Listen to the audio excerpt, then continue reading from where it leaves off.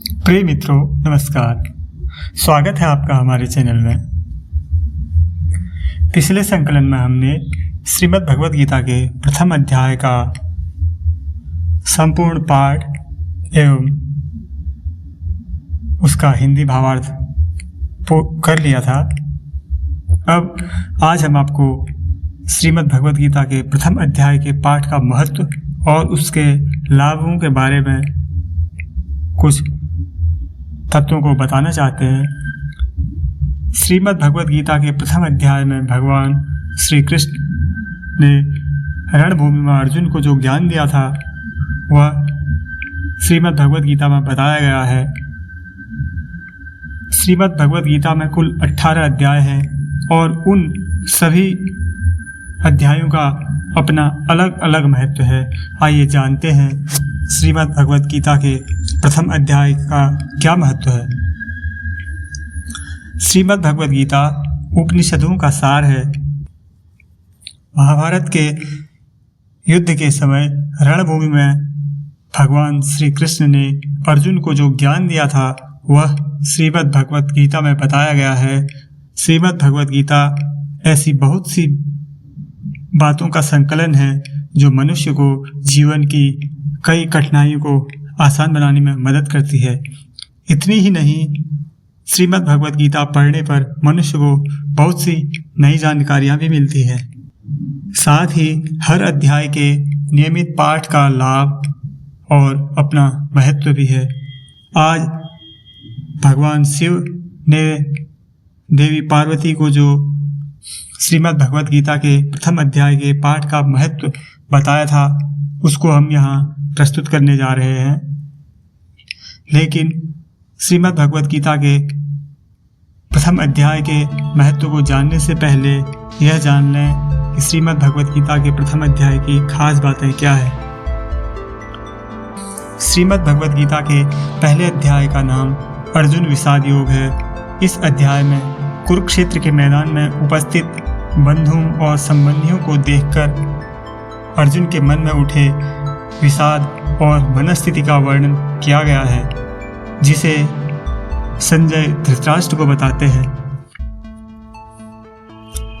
श्रीमद् भगवद गीता के प्रथम अध्याय का महत्व। एक समय पार्वती जी ने भगवान शंकर से पूछा कि हे प्रभु, किस ज्ञान के बल पर संसार के लोग आपको शिव कहकर पूछते हैं। मृगशाला ओढ़े और अपने सभी अंगों में शमशान की विभूति लगाए, गले में सर्प और नरमुंडों की माला पहने हुए हो, इनमें तो कोई भी पवित्र नहीं, फिर भी आप किस ज्ञान से पवित्र माने जाते हैं। तब महादेव जी ने उत्तर दिया कि हे प्रिय, सुनो, मैं गीता ज्ञान को अपने हृदय में धारण करके पवित्र माना जाता हूँ। इस ज्ञान से मुझे बाहर के कर्म नहीं व्यापते। तब पार्वती जी ने कहा कि हे भगवान, जिस गीता ज्ञान की आप ऐसी स्तुति करते हैं उसके श्रवण करने से कोई कृतार्थ भी हुआ है। महादेव जी ने उत्तर देते हुए कहा कि इस ज्ञान को सुनकर बहुत से जीव कृतार्थ हुए हैं और आगे भी होते रहेंगे। मैं तुम्हें एक पुरातन कथा सुनाता हूँ और तुम सुनो। एक समय पाताल लोक में शेषनाग की सैया पर भगवान श्री नारायण जी नैन मूंद कर आनंद से मग्न थे। उस वक्त भगवान के चरण दबाते हुए माता लक्ष्मी जी ने पूछा, हे प्रभु, निद्रा और आलस्य तो उन पुरुषों को व्यापता है जो जीव तामसी होते हैं। फिर आप तो तीनों गुणों से अतीत हो, आप तो वासुदेव हो, आप जो नेत्र मूंद रहे हो, इससे मुझे बड़ा आश्चर्य हो रहा है। नारायण जी ने उत्तर देते हुए कहा कि हे लक्ष्मी, मुझको निद्रा आलस्य नहीं व्यापता। एक शब्द रूप जो भगवद गीता है उसमें जो ज्ञान है उसके आकार स्वरूप है। यह गीता शब्द रूप अवतार है। इस गीता में यह अंग है। 5 अध्याय मेरे मुख में हैं, 10 अध्याय मेरी भुजा है, 16 अध्याय मेरा हृदय और मन है, मेरा उदर है, 17वां अध्याय मेरी जंघा है, 18वां अध्याय मेरे चरण हैं। गीता श्लोक ही मेरी नाड़ियां हैं और जो गीता के अक्षर हैं वो मेरा रोम है। ऐसा मेरा शब्द रूपी जो गीता ज्ञान है, उसी के अर्थ में मैं हृदय में विचार करता हूँ और तब बहुत आनंद प्राप्त होते हैं। लक्ष्मी जी बोली, हे नारायण जी, तब श्री गीता जी का इतना ज्ञान है तो उसे सुनाकर कोई जीव कृतार्थ भी हुआ है, सो मुझसे बताए। तब भगवान श्री नारायण ने कहा, हे लक्ष्मी, गीता ज्ञान को सुनकर बहुत से जीव कृतार्थ हुए हैं, सो तुम सुनो। एक व्यक्ति था जो चांडालों के कर्म करता था और तेल नमक का व्यापार करता था। उसने एक बकरी पाली। एक दिन वह बकरी चराने के लिए वन में गया और वृक्ष से पत्ते तोड़ने लगा। वहां उसे एक सांप ने डस लिया, जिससे वह तुरंत मृत्यु को प्राप्त हो गया। मरने के बाद उसने बहुत से नरक भोगे और फिर उसका जन्म बैल के रूप में हुआ। उस बैल को एक भिक्षुक ने खरीद लिया। वह भिक्षुक उस पर चढ़कर सारे दिन मांगता फिरता। जो कुछ भिक्षा में मांग कर लाता वह उसे अपने परिवार के साथ मिलकर खाता और वो बैल सारी रात द्वार पर खड़ा रहता। उसके खाने पीने का भी कोई ठिकाना नहीं था और न उसका कोई ख्याल ही रखता था और सुबह होते ही बैल पर फिर चढ़कर वह भीख मांगने निकल जाता। जब बहुत दिन हो गए तो वह बैल भूख के कारण गिर गया, लेकिन उसके प्राण नहीं निकले। नगर के लोगों ने देखा और उस बैल को कोई तीर्थ का फल दे दिया, जो कोई व्रत का फल दे, तब भी उस बैल के प्राण नहीं छूटे। एक दिन गणिका आई। उसने लोगों से पूछा, यह कैसी भीड़ है?